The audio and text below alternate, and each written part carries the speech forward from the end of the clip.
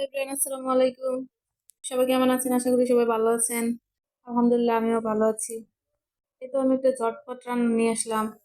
আমি অনেকদিন পর এরকম চুলের তরকারি খাচ্ছি। চুলের তরকারিটাও কিন্তু এক প্রকার ঝটপট রান্না করাই বলতে গেলে। মাছটা কষানোর থেকে চুলের তরকারিটা মনে হয় তাড়াতাড়ি হয়ে যায়।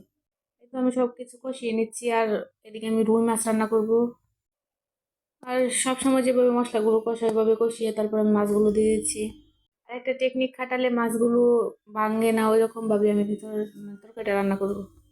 তরকারি আর মাছ আমি সবগুলো কিন্তু একসাথে দিয়ে রান্না করি, তাও কিন্তু আমার মাছগুলো ভাঙে না। সেটার প্রক্রিয়া হচ্ছে, মানে একটু নাড়াচাড়া কম করলেই হয়। আমি আজকে যে প্রসেসে রান্না করব, তার জন্য আগে মাছগুলো কষিয়ে নিচ্ছি, তারপর কেটে রাখা তরকারি দিয়ে দিব আনাজ। এই তো আমি ঢাকনা দিয়ে ঢেকে তারপর মাছটা কষিয়ে নিয়েছি। আর এখন আমার মাছগুলো কষানো হয়ে গেছে, আমি এই কেটে রাখা তরকারিগুলো দিয়ে দেবো। এখানে বেগুন আর আলু দিয়েছি, রুই মাছ সবচাইতে বেশি ভালো লাগে কিন্তু বেগুন আর আলু দিয়ে। আর অল্প একটু পানি দিয়ে দিচ্ছি কষানোর জন্য, যেহেতু মাছটা একদম একদম কষা কষা ছিল, কোনো পানি ছিল না, তাই তরকারি পুড়ে যাবে সেইটা ভেবে আমি একটু পানি দিয়েছিলাম। আর এদিকে কষানো শেষে আমি একটু ঝোলের পানিও দিয়ে দিলাম। অল্প পরিমাণে ঝোল দেবো, কারণ তরকারিটা আমার কষানো দুইবার কষানো হয়েছে।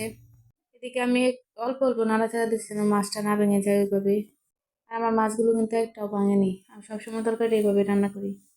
এই তো আমার তরকারিটা প্রায় শেষের দিকে, প্রায় হয়ে এসেছে। আর দেখেন মাছগুলো এক ফুটাও কিন্তু ভাঙেনি। আর পারফেক্ট তরকারির জন্য কিন্তু এভাবে আমি রান্না করি সবসময়, মাছটাও ভাঙে না, তরকারিটাও খেতে কিন্তু স্বাদ হয়। মাছ উঠিয়ে রাখলে তরকারিতে তেমন একটা গ্রান পাওয়া যায় না, আর সবসময় আমি কাঁচা মাছটাই রান্না করি।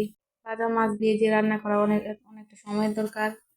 দেখেন আমার তরকারিটা মাসাল্লাহ। আর আজকে অনেকগুলো ভাত খেয়েছি এই তরকারি দিয়ে। মজা হলে কিন্তু অল্পতেও খাওয়া যায়। আর এদিকেও একটা তরকারি রান্না করেছি, তরকারিটা বেশ মজাই হয়েছে কিন্তু নুন দিইনি। কেমন একটা ব্যাপার হয়েছে জানে, অনেক কিছু ভুলে যাই আমি। আজকে ভিডিওটা এই পর্যন্ত, সবাই ভালো থাকবেন, আসসালামু আলাইকুম।